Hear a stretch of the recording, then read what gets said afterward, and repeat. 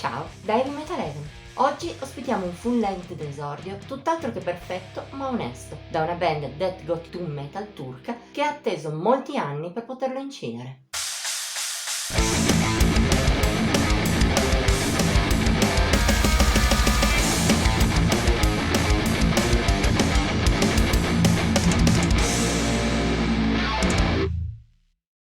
Nel mondo della musica ogni gruppo è una storia a sé stante. Per esempio, ci sono band che si ritrovano nelle condizioni giuste per arrivare subito all'esordio e chi invece ci mette molto più tempo o addirittura non arriva mai a quel traguardo, si scioglie prima.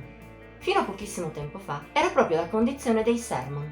Nati a Izmir, in Turchia, nel lontanissimo 1997, negli anni successivi hanno prodotto un paio di demo per poi sciogliersi però nel 2004. L'oblio, tuttavia, non è stato definitivo. Seguendo la moda delle reunion, anche i Sermon sono tornati insieme nel 2021. Una mossa che 2 anni dopo ha fatto raggiungere finalmente al gruppo, dopo 26 lunghi anni dalla loro nascita, il full length d'esordio Till Birth Du Hast Part, un album in cui tra l'altro si può sentire molto bene da quale mondo il gruppo turco provenga. Il suono che lo anima, in effetti, guarda molto agli anni 90. In buona parte si ispira al primo Death Doom, ma ha anche un forte componente di melodie di origine gothic, anch'esse influenzate dall'evoluzione successiva della stessa scena. È uno stile che rimanda ai primi Paradise Lost e Catatonia, ma soprattutto ai My Dying Bride, un modello che i Sermon non cercano neppure di nascondere. Si ascolti per esempio il violino piazzato in Flawless Entropy. In fondo però, Till Birth Du Hast Part non soffre molto della mancanza di originalità. Nonostante l'ispirazione forte da dischi come Turn Loose the Swan e Brave Murder Day, l'ampiezza di possibilità che il death gothic doom metal dà è così grande che i Sermon non appaiono una sterile copia e anzi suonano piacevoli, anche senza possedere una personalità forte. Piuttosto, i problemi della loro musica sono altri. Dopo molti ascolti, l'idea è che Till Birth Du Hast Part manchi di una direzione vera e propria. Sembra come se i Sermon non sapessero se puntare più sul lato truce o su quello melodico, sentimentale. Due parti che nella loro musica non sempre convivono e a tratti rendono la scaletta discontinua. Lo dimostra molto bene il duo finale. Gnostic Dissensus ha un'anima gothic metal molto spinta e tra l'altro un dinamismo mai sentito altrove nell'album, che la fa un po' stonare col resto. La conclusiva The Jupiterian Effect è invece molto arcigna e seppur qualche melodia non manchi, sia il lato Doom che quello Death evocano una grande oscurità, per quanto buona, si accoppia davvero male con la precedente. Quando invece riescono a fondere le due componenti, i Sermon mostrano doti valide, come per esempio in Silver Splinter. È divisa tra momenti dimessi, mogi e altri invece più truci, il tutto valorizzato da bei riff e anche da venature di chitarra da metal classico che non suonano.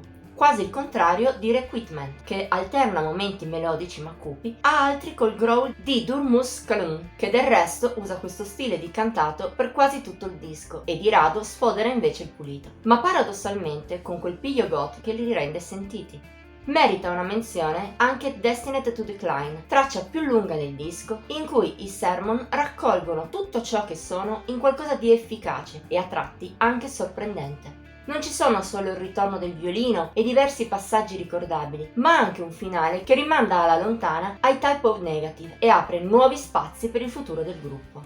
Purtroppo, il problema peggiore di Till Birth Du Hast Part non è la disomogeneità stilistica, ma quella di ispirazione. Al di là dei picchi appena citati, ci sono alcuni pezzi buoni e altri invece anonimi, che potevano essere tagliati, anche visto la lunghezza di quasi 57 minuti, che a tratti è un peso a sua volta. Mettendo tutto questo insieme, il risultato è un disco coi suoi momenti, ma che in generale tende a scorrere senza lasciare troppo il segno. Se poi ti piace il gothic doom death metal, un ascolto te lo consigliamo pure. Di sicuro ti ritroverai davanti un album discreto, onesto e che scorre bene. Tuttavia, la nostra idea è che i Sermon abbiano due strade davanti a sé. O rimangono in questa loro comfort zone fatta di sonorità classiche, oppure si dovranno impegnare per trovare più ispirazione e qualcosa che faccia la differenza. Per quanto ci riguarda, comunque, ai turchi auguriamo che riescano a imboccare il secondo sentiero. Voto di Heavy Metal Heaven 72 su 100. Per questa settimana è tutto. Se ti è piaciuto questo video metti il like, condividilo e commentalo. Ti esortiamo inoltre a iscriverti al nostro canale e a cliccare la campanella degli avvisi per rimanere sempre al corrente dei nuovi video che pubblichiamo ogni settimana. Puoi trovarci anche sui nostri social, Facebook, Instagram e Pinterest. I link sono in descrizione. Ci vediamo la prossima volta!